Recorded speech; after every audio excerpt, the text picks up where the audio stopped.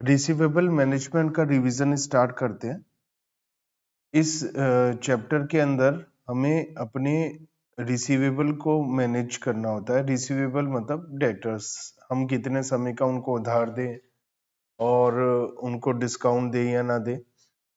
तो हम इसलिए डेटर्स मेंटेन करते हैं या उधार माल बेचते हैं क्योंकि इससे हमारी सेल बढ़ती है, प्रॉफिट बढ़ता है। सेल बढ़ने पे प्रॉफिट होगा और जनरली हम थोड़ा सा सेलिंग प्राइस हाई भी रखते हैं उधार वाली सेल पे, और कंपटीशन में बने रहने के लिए भी करना पड़ता है। बाकी सब लोग अगर उधार माल बेच रहे हैं और हम नहीं बेचेंगे तो लोग हमसे सामान नहीं खरीदेंगे, तो इसलिए हमें मजबूरी में उधार माल बेचना भी पड़ता है। लेकिन इसमें कुछ कॉस्ट भी आती है, जैसे कि कैपिटल कॉस्ट या कॉस्ट ऑफ फाइनेंसिंग। जो हम पैसा उनको, जो माल हम उधार देते हैं वो फ्री का नहीं है, उसके लिए हमारा कुछ खर्चा आता है और उसमें हमें इंटरेस्ट का नुकसान हो जाता है। एडमिनिस्ट्रेशन में भी खर्चा आता है, मेंटेन करने पड़ते हैं कस्टमर, उनसे पैसा लेना पड़ता है बार बार, उनसे हमें रिकवरी के लिए बोलना पड़ता है। कलेक्शन के लिए कई बार हम किसी को भेजते भी हैं या हमें खुद जाना पड़ता है। डिलिंक्वेंसी कॉस्ट होती है कि लेट पेमेंट करते हैं, जैसे हमने 30 दिन का उधार दिया तो वो सोचते हैं 30 दिन के बाद तो हमारा टाइम शुरू हो रहा है, 30 दिन का तो बाय डिफॉल्ट टाइम है ही, उसके बाद में हम देंगे पेमेंट। और बैड डेट्स भी हमारे पास हो जाते हैं इस वजह से। तो कुल मिलाकर हमारी जो कॉस्ट होती है वो जैसे जैसे क्रेडिट पीरियड बढ़ता चला जाता है हमारी कॉस्ट ऑफ फाइनेंसिंग बढ़ती है, और डिलिंक्वेंसी कॉस्ट बढ़ने के साथ साथ डिफॉल्ट की कॉस्ट भी बढ़ती चली जाती है। तो हमारी टोटल कॉस्ट में ये सारी चीजें हो जाती है। तो हमें क्या करना है? हमें उधार भी देना है, बहुत लंबा उधार नहीं देना, हमें उनको मेंटेन भी करना है और इस तरीके से करना है कि हमारी क्रेडिट पॉलिसी ऑप्टिमम हो। ज्यादा प्रॉफिट के चक्कर में बहुत ज्यादा उधार भी नहीं देना है क्योंकि फिर लिक्विडिटी का इशू रहेगा, और अगर हम बिल्कुल भी उधार नहीं पहुंचेंगे तो लिक्विडिटी तो बहुत बढ़िया रहेगी लेकिन प्रॉफिट कम हो जाएगा। तो कहीं ना कहीं हमें ऑप्टिमम पॉलिसी के लिए बैलेंस मेंटेन करना है। हमें ना तो बहुत ही ज्यादा लिबरल ना ही स्ट्रिक्ट पॉलिसी रखनी है। उधार देने से पहले हम इंफॉर्मेशन भी लेंगे कस्टमर की, वो कैसा है, जिनसे पहले वो उधार सामान खरीद रहा था वो अगर हमारे जानकार है तो हम उनसे भी बात कर सकते हैं। कहीं ऐसा नहीं है हो कि उनसे पैसा उधार लेकर माल लेकर उन्हें पैसा न दे रहा हो, अब हमसे ले रहा है, हमें भी बाद में फंसा देगी। क्रेडिट इन्वेस्टिगेशन हम कर सकते हैं, उसका क्रेडिट एनालिसिस कर सकते हैं और उस हिसाब से हम उसकी एक लिमिट बना सकते हैं कि हम इतना ही पैसा उससे उधार माल देंगे। और कलेक्शन कैसे होगा वो भी हम डिसाइड कर सकते हैं, पहले से उसे पोस्ट डेटेड चेक ले सकते हैं या टर्म्स डिसाइड कर सकते हैं। अब एनालिसिस करने के लिए हमें एक कैश डिस्काउंट भी कई बार दे देते हैं। कैश डिस्काउंट से क्या रहता है कि लोग जल्दी हमें पेमेंट करते हैं डिस्काउंट के लालच में, लेकिन उससे हमें नुकसान होता है कि हमारा पैसा कम हमें मिलता है। फायदा क्या होता है? सेल बढ़ती है, प्रॉफिट बढ़ता है। सेल बढ़ने पे प्रॉफिट भी बढ़ेगा क्योंकि कंट्रीब्यूशन बढ़ेगा, हमारे डेटर्स की एवरेज एज कम हो जाएगी जिससे हमारी इंटरेस्ट की कॉस्ट कम हो जाएगी, बेड डेट्स भी कम हो जाएंगे, बट इसकी वजह से प्रॉफिट पर सीधा असर पड़ेगा, प्रॉफिट हमारा कम होना शुरू होगा। क्रेडिट पीरियड हम कितना रखें ये बात देखना होता है। जनरली ऐसा लिखा होता है जैसे नेट 30 मतलब 30 दिन का उधार है, तो उस तरीके से हम प्री पीरियड कैश का पीरियड हम डिसाइड कर सकते हैं कि कितना रखना है। ये क्वेश्चन इस तरीके से होते हैं, जैसे ऐसा लिखा 2/10 नेट 30, इसका मतलब है कि अगर 10 दिन में पेमेंट करी तो 2% का डिस्काउंट मिलेगा, कैश डिस्काउंट। अगर 10 दिन में पेमेंट करी नहीं तो 30 दिन में तो पेमेंट करनी ही है। तो इस तरीके से हम अपनी क्रेडिट पॉलिसी को बना सकते हैं। अब क्रेडिट पॉलिसी के लिए इवैल्यूएशन करेंगे कि हमारी जो क्रेडिट पॉलिसी है वो ठीक है या नहीं, हम उसमें कुछ सुधार कर सकते हैं या चेंज कर सकते हैं या नहीं। इसके लिए हमारे पास टोटल या इंक्रीमेंटल अप्रोच होती है। सपोज हमारे पास टोटल अप्रोच है से हम क्वेश्चन सॉल्व करना चाहते हैं, और क्वेश्चन नंबर 2 में जैसे हमें दिया हुआ सेल इस समय 21,000 यूनिट्स है, सेलिंग प्राइस 40 है, वेरिएबल कॉस्ट 25 है, टोटल कॉस्ट 35 है। It means at present 10 rupees की फिक्स कॉस्ट है एट 21,000 यूनिट्स लेवल। तो हमें यहाँ से पता चल जाएगा फिक्स कॉस्ट 2,10,000 है, जो कि चेंज नहीं होती है with the change in output. Change output कम या ज्यादा हो उससे हमारे को कोई फर्क पड़ने वाला नहीं है। 1 महीने का हम उधार देते हैं, कंपनी सोच रही है कि उधार को हम 1 महीने से 2 महीने का कर दें और ऐसा करने से हमारी सेल 8% बढ़ जाएगी और कंपनी की जो डिजायर्ड रिटर्न है या तो कितनी कमाई चाहिए 25%, या हम ये कह सकते हैं कॉस्ट ऑफ कैपिटल 25% है, कम से कम इतना चाहिए नहीं। तो हमें बताना है क्या हमें 2 महीने का उधार करना चाहिए एक की बजाय या नहीं। तो हम क्या करेंगे, पहले 1 महीने के उधार का हिसाब लगाएंगे। 1 महीने के उधार पर हमारी सेल कितनी है, 21,000 यूनिट्स है। 40 रुपए के हिसाब से 8,40,000 रुपए की सेल हो रही है। वेरिएबल कॉस्ट 25 रुपए के हिसाब से है। फिक्स कॉस्ट हम ऑलरेडी निकाल ही चुके हैं कि फिक्स कॉस्ट है 2,10,000 रुपए। टोटल कॉस्ट हमने निकाल लिया।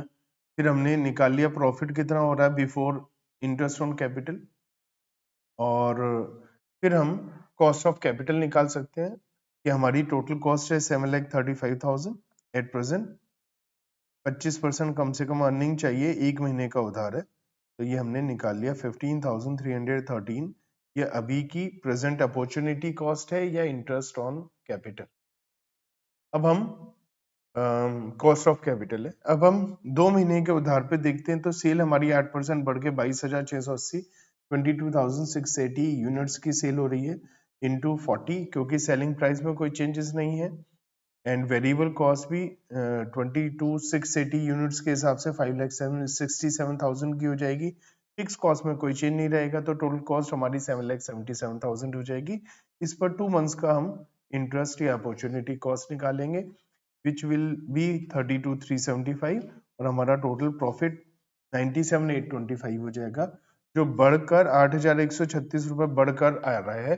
इट मीन्स हमें 1 से 2 महीने की उधार पर जाना चाहिए और अपने कस्टमर को 2 महीने का उधार देना चाहिए। तो इस टाइप के क्वेश्चंस हैं जो हमें इसमें सॉल्व करने हैं। तो इस टाइप के क्वेश्चंस हैं जिसमें हम क्रेडिट पॉलिसी देखते हैं, existing policy and proposed policy. हमारे पास अलग अलग टाइप की पॉलिसीज हो सकती हैं, ठीक है। तो 30 डेज, 45 डेज, 60, 75, 90 डेज, ऐसे हमसे बहुत सारे भी पूछा जा सकता है। तो इन सब में हमें यही काम करना है क्वेश्चंस में कि देखना है पॉलिसी हमारी एग्जिस्टिंग बढ़िया है या प्रपोज्ड पॉलिसी बढ़िया है। इसके बाद हम इंक्रीमेंटल अप्रोच से भी इन क्वेश्चंस को सॉल्व कर सकते हैं depending on the situation. Question में हमें जो इन्फॉर्मेशन दी है अगर वो ऐसी है कि पहले की इन्फॉर्मेशन हमारे पास ज्यादा नहीं है और सीधा चेंज दे रखा है, तो हम इंक्रीमेंटल अप्रोच से भी क्वेश्चन को सॉल्व कर सकते हैं।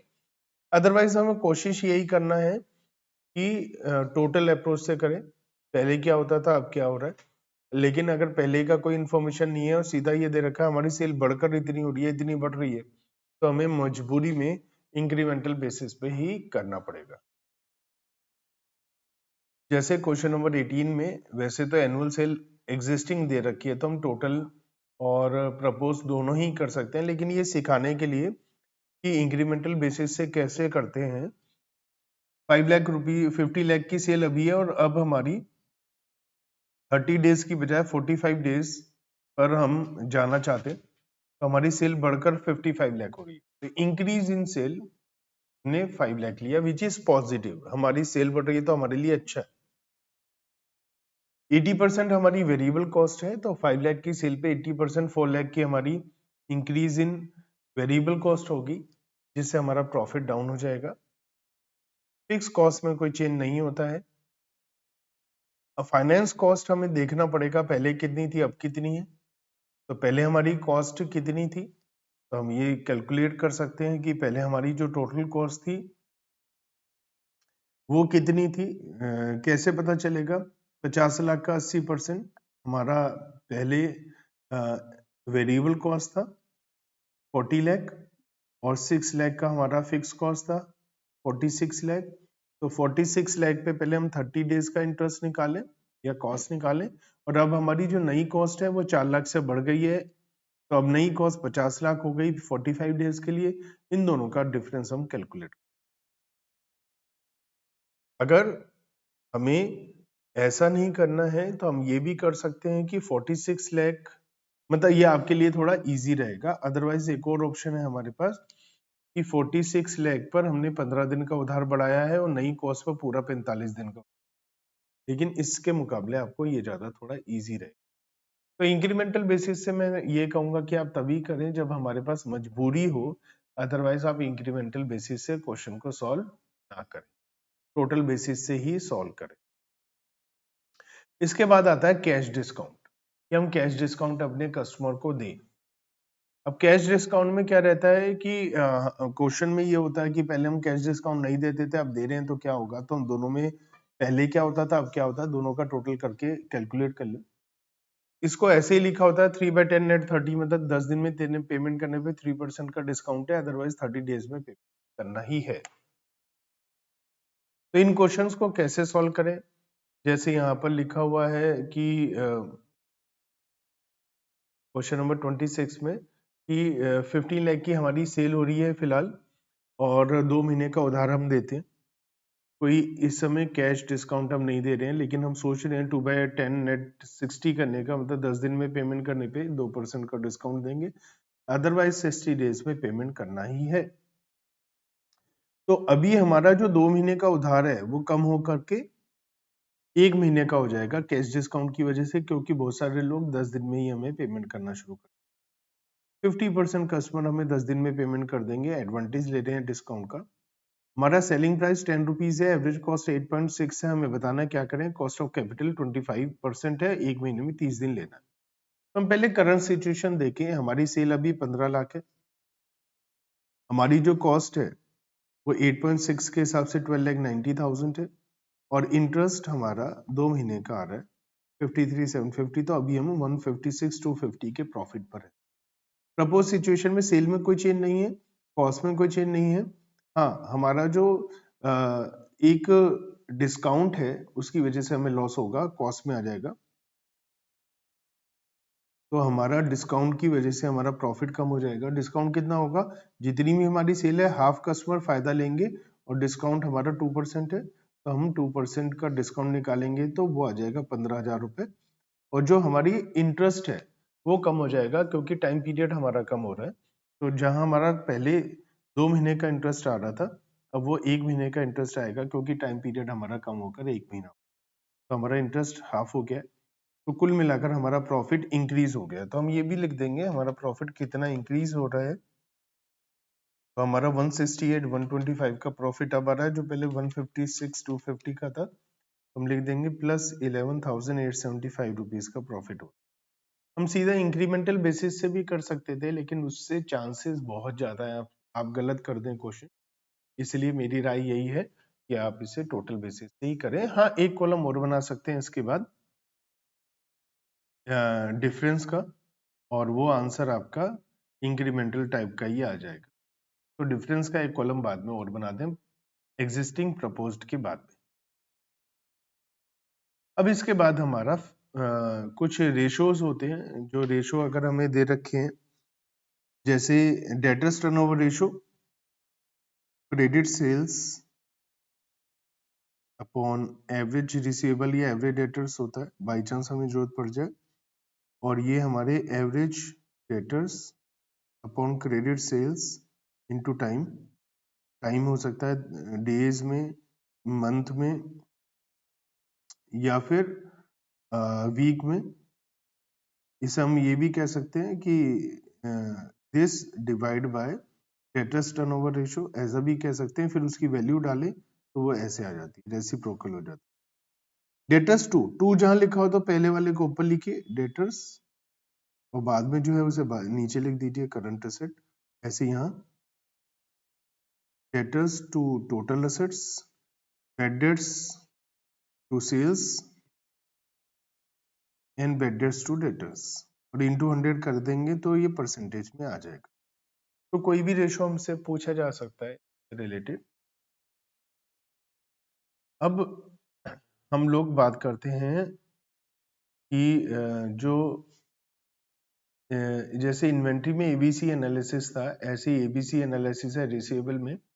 इसमें हम ए कैटेगरी में वो वाले डेटर्स लेते हैं जो नंबर्स में लगभग 10-20% होते हैं, और ये भी ऊपर नीचे थोड़ा सा हो सकता है डिपेंडिंग ऑन सिचुएशन, लेकिन वैल्यू वाइज 60 to 80-90% तक होते हैं। बी कैटेगरी में 30 अप्रोक्सीमेटली नंबर्स में होते हैं, अप्रोक्सीमेटली 20 to 30% वैल्यू में भी होते हैं। सी कैटेगरी में 50 to 70% हमारा सी कैटेगरी में नंबर्स होते हैं, जो 5 to 20% हमारी वैल्यू में जाता है। तो हम क्या करें, अपने कस्टमर को पहचाने, ऐसे कस्टमर जो नंबर में बहुत कम है और सेल जिनको उधार बहुत ज्यादा होती है, उनका हमें ध्यान रखना है कि वो कहीं इंसॉल्वेंट ना हो जाए, या हमें कोई प्रॉब्लम उनको होगी तो सीधी सीधी प्रॉब्लम हमें भी हो जाएगी। इसके बाद आता है फैक्टरिंग। हम अपने डेटर्स को फैक्टर करा सकते हैं, जो 2-3 टाइप का होता है। हम अपने डेटर्स को मार्केट में बेच सकते हैं, हमें लमसम में एक साथ पैसा मिल जाए। हम फैक्टरिंग एजेंसी के थ्रू अपने डेटर्स को कमीशन बेसिस पे रिसीव करा सकते हैं, उनसे वो कुछ गारंटी दे सकते हैं हमें कि इतना वो पैसा हमें जरूर देंगे। एक होता है कि वो पोटेंशियल बेडर्स वाले होने वाले डेटर्स को पहचान कर हमें कहें कि आप इनको माल मत बेचिए, हम उनको माल ना बेचें, और उनको बेचें जिनको वो कहें, उसके बदले में भी वो हमसे कुछ कमीशन ले सकते। तो फैक्टर से रिलेटेड क्वेश्चंस हैं, हमें उनका भी ध्यान रखना है और हमें बताना है कि क्या करना चाहिए। जैसे यहाँ पर 34 क्वेश्चन में एक कंपनी है, वो सोच रही है कि फैक्टरिंग कराए ना कराए, यहाँ पर भी इंक्रीमेंटल या टोटल बेसिस से करें। आप सॉल्यूशन देखेंगे, ज्यादातर फॉरेन राइटर्स की बुक में क्वेश्चंस हैं, या अगर आपकी स्टडी मटेरियल वगैरह में भी है तो डिफरेंशियल बेसिस से इंक्रीमेंटल बेसिस पे दिया है। तो मेरी राय ये है कि अगर आप टोटल बेसिस से निकाल सकते हैं, टोटल प्रपोज्ड और एक कॉलम और बना लें इंक्रीमेंटल का, आपके लिए इजी रहेगा। जैसे फिलहाल 80 दिन के लिए पैसा मिलता है, 0.5% बेड डेट्स होते हैं, और जो फैक्टर है उसने एग्री किया कि वो हमें 60 दिन में पैसा और दे देंगे और कोई भी बेड डेट्स का नुकसान नहीं हो। उसके बदले में 2% सेल का चार्ज लेंगे, और एडमिनिस्ट्रेशन एक्सपेंसेस 1,10,000 की सेविंग होगी हमारी। एनुअल सेल जो 90 लाख है, तो हमने एग्जिस्टिंग सिचुएशन में जब कोई फैक्टरिंग नहीं है तो हमने लिखा कि हमारी सेल 90 लाख है, वेरिएबल कॉस्ट 80% है, एडमिनिस्ट्रेशन कॉस्ट 1,10,000 है, इंटरेस्ट कितना पड़ रहा है अभी 80 डेज के हिसाब से, और बेडर्स कितना है, सब कुछ करके अभी फिलहाल हमें प्रॉफिट हो रहा है 14,24,068 रुपीज। अब प्रपोज सिचुएशन में जब फैक्टर होगा तो सेल में कोई चेंज नहीं है, एडमिनिस्ट्रेशन एक्सपेंसेस जीरो हो जाएंगे क्योंकि वही सब कुछ संभालेंगे, इंटरेस्ट हमारा कम हो जाएगा क्योंकि हमारा 60 दिन का हो जाएगा, 80 दिन की जगह इंटरेस्ट कॉस्ट कम हो जाएगी, बेडर जीरो हो जाएंगे, लेकिन फैक्टरिंग कॉस्ट आ जाएगी सेल का 2%। टोटल मिलाकर प्रॉफिट हमारा बढ़ रहा है, इसका मतलब 30,233 से हमारा प्रॉफिट इंक्रीज हो रहा है। तो हमें ये फैक्टर की फैसिलिटी को यूज कर लेना, ले लेना चाहिए। तो इसके बाद ये फैक्टर से रिलेटेड हमारे पास कुछ क्वेश्चंस है। ये था हमारा पूरा चैप्टर रिसीवेबल मैनेजमेंट का, जिसमें हमें रिसीवेबल को मैनेज करना है और ये देखना है कि हमारे जो डेटर्स हैं वो कितने समय का हम उनको उधार दें। तो इसमें 3-4 कैटेगरी के क्वेश्चंस हैं, एक नॉर्मल है, एक कैश डिस्काउंट के, एक फैक्टर के।